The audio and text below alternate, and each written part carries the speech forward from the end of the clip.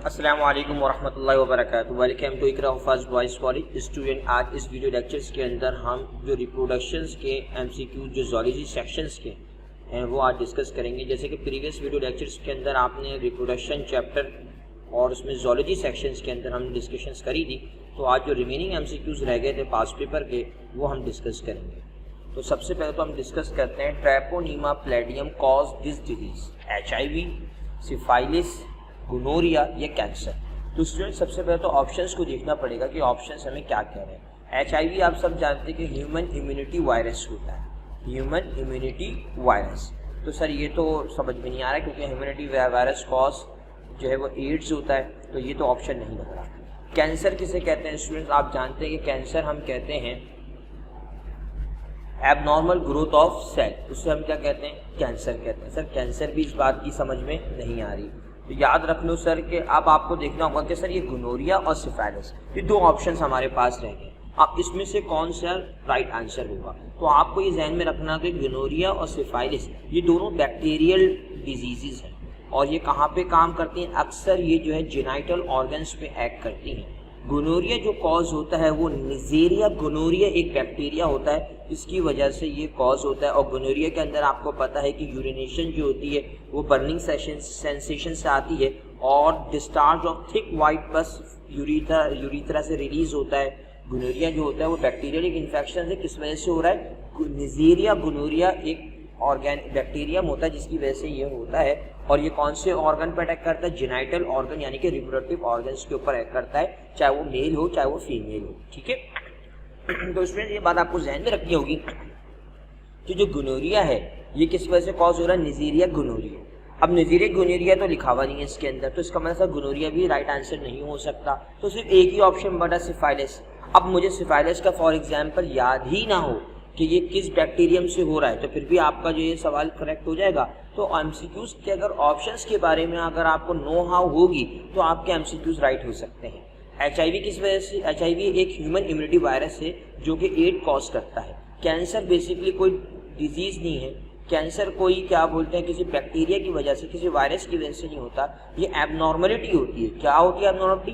Abnormal growth of cells होते हैं। तो याद रख लो बेटा कि गोनोरिया निजेरिया गोनोरिया से हो रहा है और आप ये जानते हैं कि निजेरिया गोनोरिया क्या करता है? बर्निंग सेंसेशन ऑफ यूरिन कर देता है, डिस्चार्ज ऑफ वाइट थिक पस रिलीज होना शुरू होता है यूरिथ्रा से। अगर ये फॉर एग्जाम्पल फीमेल को अगर हो जाए और फीमेल के रिप्रोडक्टिव ऑर्गन्स में ये ओविडक्ट तक अगर ये बैक्टीरियम पहुंच जाए गोनोरिया का, तो ये क्या कर सकता है कि इन फ्यूचर बेबी के को जो है वो सफ़र कर सकती है बेबी आई इन्फेक्शन से। तो इस एमसीक्यूज का जो राइट आंसर होगा ट्रैपोनियम प्लैटियम कॉज बाय सिफाइलिस, क्योंकि सिफाइलिस जो होता है वो ट्रैपोनियम प्लैटियम की वजह से होता है और ये रिप्रोडक्टिव ऑर्गन के साथ साथ नर्वस सिस्टम को भी इफेक्ट करता है। तो राइट आंसर क्या हो जाएगा? सिफाइलिस। इस एमसीक्यूज के स्टूडेंट्स राइट आंसर हो जाएगा। तो मैंने आपको इस एमसीक्यूज के अंदर तमाम ऑप्शन से रिलेटेड भी चीज़ें बता दी हैं कि आपको गोनोरिया का भी बैक्टीरियम याद रखना है, सिफाइलिस का भी बैक्टीरियम याद रखना है। HIV एक वायरल इन्फेक्शन है जो कि ह्यूमन इम्यूनिटी वायरस की वजह से होता है, जिसकी डिजीज का नाम होता है एड्स। और कैंसर एक एबनॉर्मलिटी फंक्शन होती है जिसमें एबनॉर्मल ग्रोथ ऑफ सेल होती है। अब एमसीक्यूज नंबर 12 की तरफ आते हैं कि corpus luteum secrete this hormone, progesterone, oestrogen, insulin, luteinising hormone. अब सबसे पहले तो हमें देखना होगा सर ऑप्शंस के अंदर ईस्ट्रोजन जो होते हैं वो रिलीज कहाँ से होते हैं, प्रोजेस्टेरोन कहाँ से रिलीज होते हैं, इंसुलिन कहाँ से रिलीज होती है और ल्यूटाइजिंग हार्मोन कहाँ से रिलीज होता है। तो स्टूडेंट्स ये बात आपको जहन में रखनी होगी। अगर आपने चैप्टर नंबर 13 अगर तरीके से पढ़ा होगा तो स्टूडेंट्स आप जानते होंगे कि कॉर्पस ल्यूटियम बेसिकली एक पाउच होता है जिसके अंदर ओवा एग्जिस्ट करता है। अगर कॉर्पस ल्यूटियम बनता कब है? जब ओवा रिलीज हो रहा होता है एक पाउच से, तो कॉर्पस ल्यूटियम फॉर्म हो जाता है और कॉर्पस ल्यूटियम सीक्रेट करता है प्रोजेस्टेरोन। इंसुलिन कहाँ से सीक्रेट होती है? सर इंसुलिन पैंक्रियास ये बीटा लैम्फर सेल से रिलीज होती है। सर ये सी ऑप्शन इंसुलिन तो हो नहीं सकता ना। तो प्रोजेस्टेरोन तो इस एमसीक्यू उसका राइट आंसर है, तो इसको हम यहाँ पे पहले प्रोजेस्टेरोन को राइट आंसर इसका कर देते हैं। अब स्टूडेंट्स आते हैं कि सर ल्यूटाइजिंग हार्मोन और ईस्ट्रोजन हार्मोन ये कहाँ से रिलीज होते हैं। तो स्टूडेंट्स ये बात भी आपको ध्यान में रखनी होगी कि ईस्ट्रोजन हार्मोन ये ओवरी से रिलीज होते हैं। किससे रिलीज होते हैं? ओवरी से रिलीज होते हैं। और ल्यूटाइजिंग हार्मोन भी ओवरी से रिलीज हो रहे होते हैं। तो प्रोजेस्टेरोन जो रिलीज होता है वो कहाँ से होता है? कॉर्पस ल्यूटेम से होता है। तो इसका एमसीक्यूज का राइट आंसर क्या हो जाएगा? प्रोजेस्टेरॉन। कॉर्पस में सिक्रीट दिस हार्मोन प्रोजेस्टेरॉन। अब कहते हैं gonorrhoea sexual disease caused by, अभी हमने पढ़ा ट्रिपोनोमा, निजेरिया, हर्प सिम्प्लेक्स या anti अम्यूबा।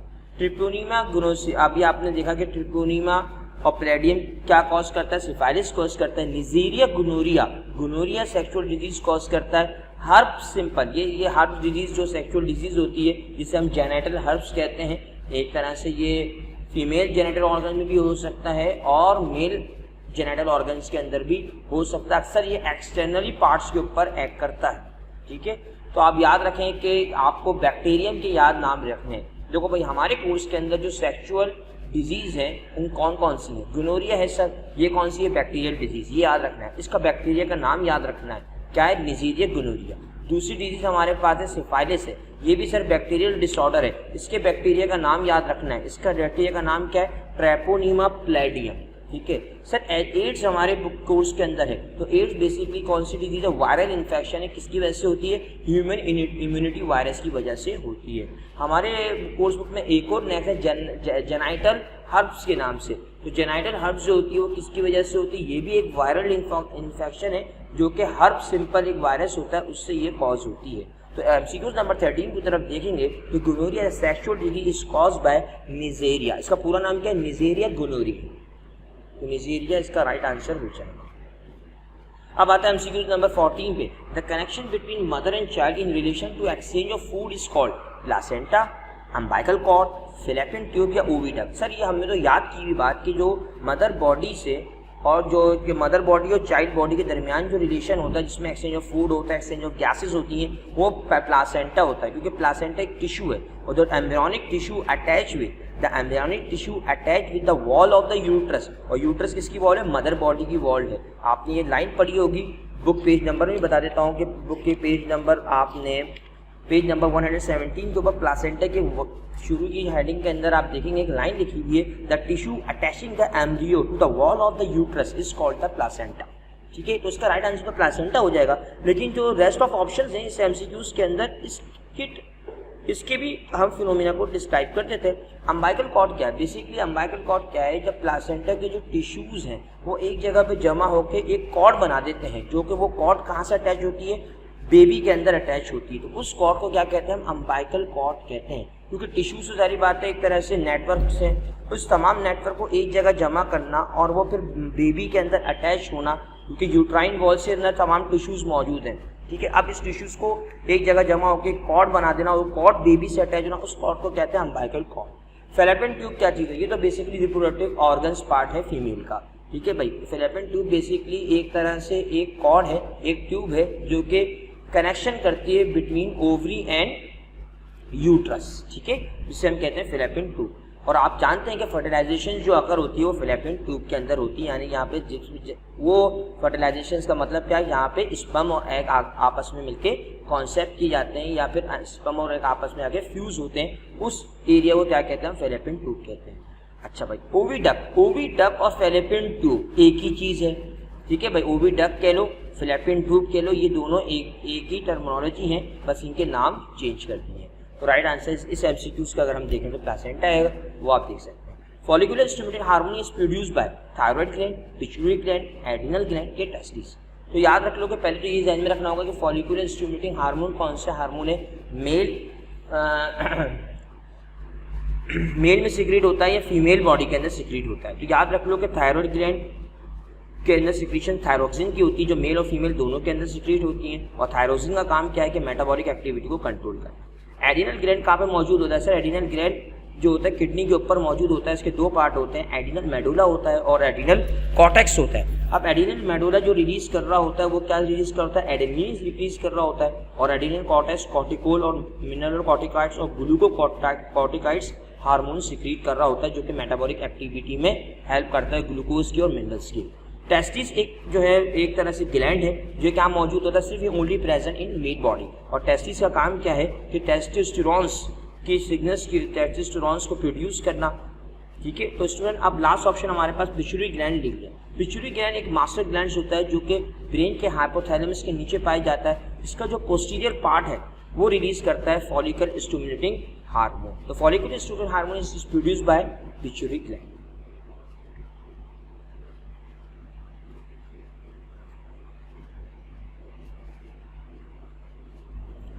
Testis produce oestrogen, progesterone, testosterone, oxide.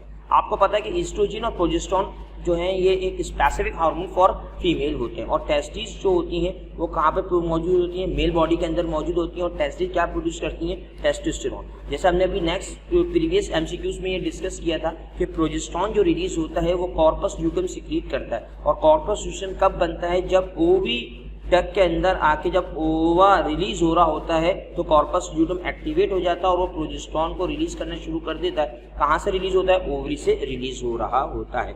Oestrogen इसी तरह, ईस्ट्रोजन भी साइमल्टेनियसली जो है वो रिलीज हो रहा होता है, ये भी ओवरी से रिलीज होता है जब ब्लीडिंग हो जाती है, मेंसेस, जब मेंसेस साइकिल चल रहा होता है। मेंस्ट्रुअल साइकिल के अंदर जो ब्लीडिंग साइकिल है जिसमें हम कहते हैं 2-3 साइकिल आपने पढ़े होंगे, फॉलिकल फेज, कॉर्पस ल्यूटेम फेज जिसे हम कहते हैं, ठीक है भाई। कॉर्पस ल्यूटेम फेज को ल्यूटल फेज भी कहते हैं हम, ठीक है भाई। ओव्यूलेशन फेज आपने पढ़ा होगा, ठीक है भाई। तो ये जो फेजेस के अंदर आपको स्टूडेंट्स ये बात जानना होगा कि ईस्ट्रोजन जो रिलीज हो रहा होता है वो भी ओवरी से रिलीज हो रहा होता है।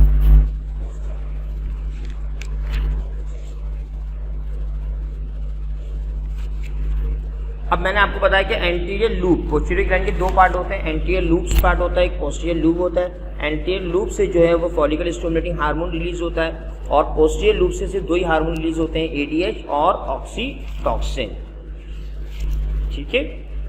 अब हम यहाँ पे बात करते हैं, देखो भाई मेंस्ट्रुअल साइकिल्स के हवाले से मैंने आपको बताया कि मेंस्ट्रुअल साइकिल के अंदर ईस्ट्रोजन और प्रोजेस्टेरॉन बड़े काम कर रहे होते हैं। कॉर्पस ल्यूटेम फेज यानी कि ल्यूटेन फेज के अंदर प्रोजेस्टेरॉन और ईस्ट्रोजन दोनों काम कर रहे होते हैं। अब टेस्टो जो प्रोड्यूस होती है वो कौन सा प्रोड्यूस करता है, टेस्टोस्टेरोन प्रोड्यूस करता है। तो राइट आंसर टेस्टोस्टेरोन हो जाएगा इस एमसीक्यूज। अब एमसीक्यूज नंबर 17 के ऊपर आते हैं। An animal which poses both the function of testis and ovary is called hermaphrodite, unisexual, heterophrodite, none of that. Unisexual किसी को कहते हैं जिसके अंदर सिर्फ एक सेक्स पाया जाए, चाहे मेल चाहे फीमेल। हर्माफ्रोडाइट एक टर्मोलॉजी हम बायोलॉजिकल साइंसेज में यूज करते हैं, जैसे कि आपने किंगडम एनिमेलिया में फाइलम एनिमेलिया पढ़ा होगा फर्स्ट ईयर बायोलॉजी के अंदर। फर्स्ट ईयर बायोलॉजी का चैप्टर है, चैप्टर 10 किंगडम एनिमेलिया। इसमें आपने डिफरेंट फाइलम्स पढ़े होंगे। एक फाइलम में आपने फाइलम एनिमेलिया में की कैरेक्टरिस्टिक्स पढ़ेंगे हर्माफ्रोडाइट। हर्माफ्रोडाइट हम उस ऑर्गेनिजम्स कहते हैं जिसके पास मेल और फीमेल ऑर्गन्स दोनों मौजूद हो, यानी कि मेल ऑर्गन यानी कि टेस्टिस भी मौजूद हो, फीमेल ऑर्गन्स यानी ओवरी भी मौजूद हो, तो उस एनिमल्स को हम क्या कहते हैं, हर्माफ्रोडाइट। ये टर्मोलॉजी आपको ध्यान में रखना है। हेटेरोफ्रोडाइट का जो टर्मोलॉजी हम इस तरह लेते हैं कि जैसे कि एक आपकी अगर वर्कबुक बुक के अंदर मैं बता देता हूँ आपको, ताकि ये भी कॉन्सेप्ट समझ में आ जाए कि हेटेरोफ्रोडाइट की टर्मोलॉजी हमारे कोर्स बुक में है। तो हर्माफ्रोडाइट को हम बाइसेक्सुअल भी कहते हैं, ठीक है भाई। हर्माफ्रोडाइट को क्या कहते हैं हम, बाइसेक्सुअल भी कहते हैं, मोनोइशियस भी कहते हैं। तो एक ही चीज़ के बहुत सारे नाम हैं। हर्माफ्रोडाइट के लो इधर मैं लिख देता हूँ ताकि आप लोगों को कन्फ्यूजन दूर हो जाए। हर्माफ्रोडाइट, इसको हम मोनोशियस भी कहते हैं, इसे हम बाइसेक्सुअल भी कहते हैं।